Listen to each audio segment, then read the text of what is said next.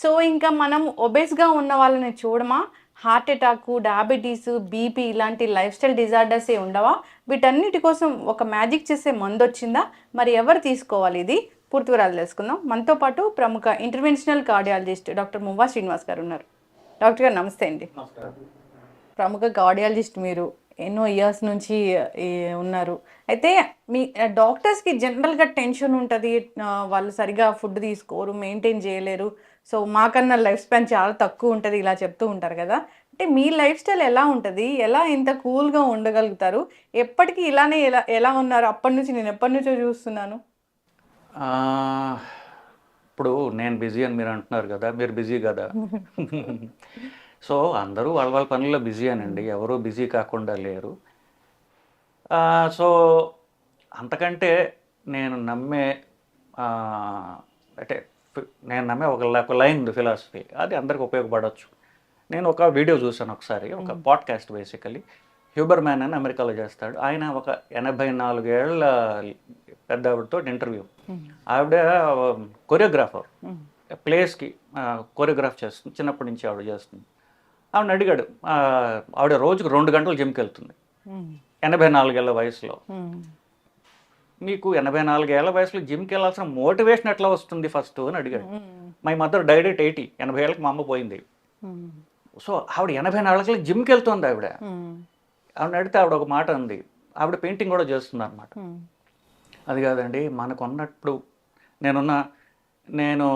నాకు ఒక కారు ఉంటుంది, నాకు ఫోన్ ఉంటుంది, నా వస్తువులు ఉంటాయి, కొన్ని బట్టలు ఉండొచ్చు, ఆడవాళ్ళకి మేము ఈ వస్తువులు ఉండొచ్చు కాక దాన్ని ఎంత జాగ్రత్తగా చూసుకుంటాము. ఇప్పుడు మీరు ఒక నెక్లెస్ పెట్టుకున్నారు, ఇంటికి వెళ్ళగానే జాగ్రత్తగా ఒక చోట దాచుకుంటారు కదా. So you take care of your possessions, మీ వస్తువుల్ని. కానీ శరీరాన్ని ఎవడు పట్టించుకోడండి. అవును. ఎందుకు? అది ఒక వింత, అంటే it is so close to you, మీరు దాన్ని మెయింటైన్ చెయ్యరు. సో మన వస్తువుల్ని మనం అంత ఎందుకు? ఇప్పుడు ఒక పెన్ ఉంది, ఆవిడ బ్రష్ గురించి బ్రష్ గురించి అనుకుందాం. నాకు రెండో పెయింటింగ్ కావాలి కాబట్టి ఒక పెయింటింగ్ చేసిన తర్వాత నేను దాన్ని చక్కగా కడుక్కుని దాన్ని ఎండబెట్టి దానికి ఒక కేసు పెట్టి జాగ్రత్తగా దాచుకుంటాను. నేను ఒక పెయింటింగ్ బ్రష్నే అంత నాకున్నటువంటి biggest or the best instrument ఏంటి? నా శరీరం కదా. నా శరీరం ఇంకెంత జాగ్రత్తగా చూసుకోవాలి. ఆడవాళ్ళు బాగా కనిపించాలని చెప్పేసి వాళ్ళ శరీరాన్ని కొంచెం బెటర్ కేర్ తీసుకుంటారు, మగవాళ్ళు పట్టించుకోరు. సో అది సీరియస్ ప్రాబ్లం.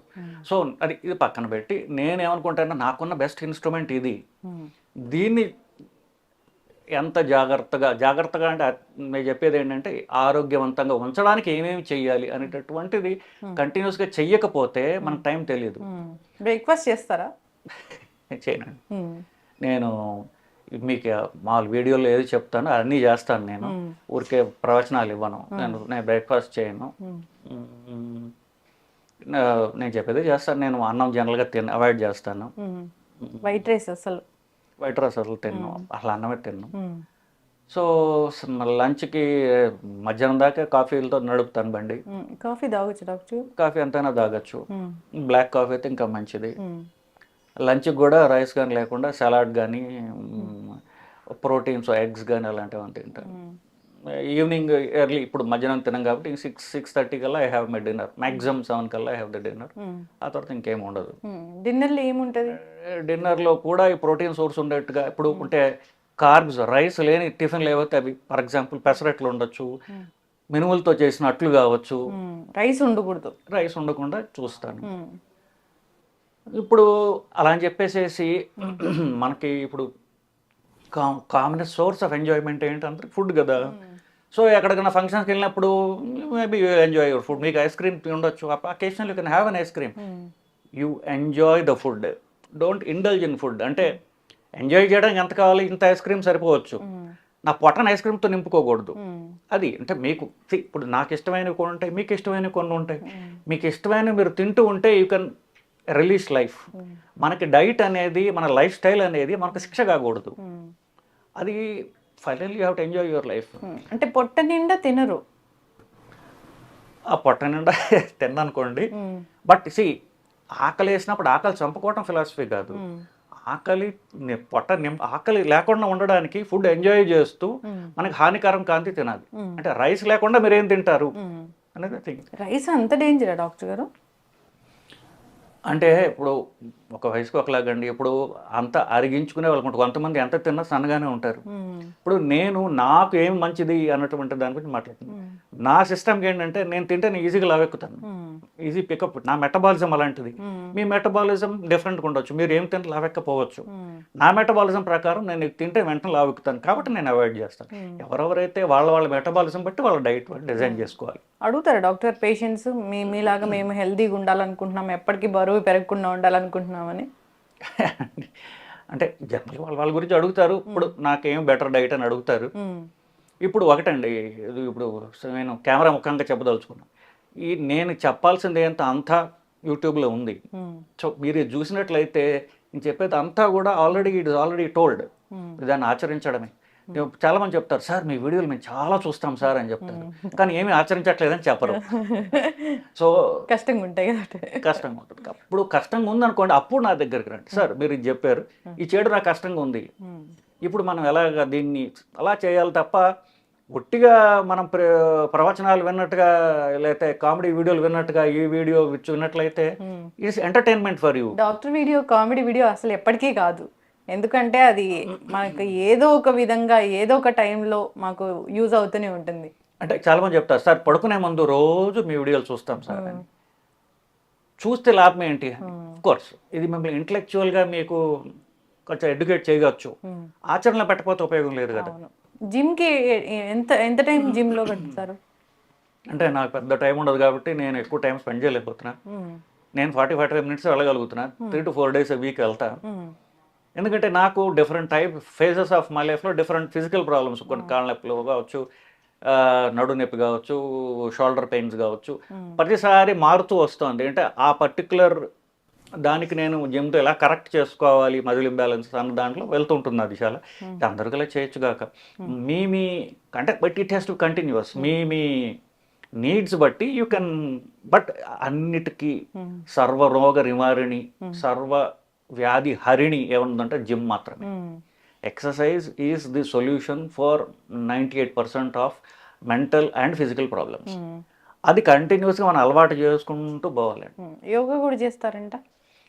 యోగా అనేది నేను ఒక 2-3 నెలలు బ్యాక్ పెయిన్ కోసం వచ్చినప్పుడు యోగా వాడుకున్నాను. అంటే స్ట్రెచింగ్ దాని వరకు. ఎందుకంటే ఇప్పుడు ఒక మీకు పెయిన్ వచ్చి నడు నొప్పో, కాళ్ళ నొప్పో, మెడ నొప్పో ఏదో వచ్చింది అనుకోండి, కంటిన్యూస్గా మీరు డైరెక్ట్ ఎక్సర్సైజ్ చేయలేరు కదా.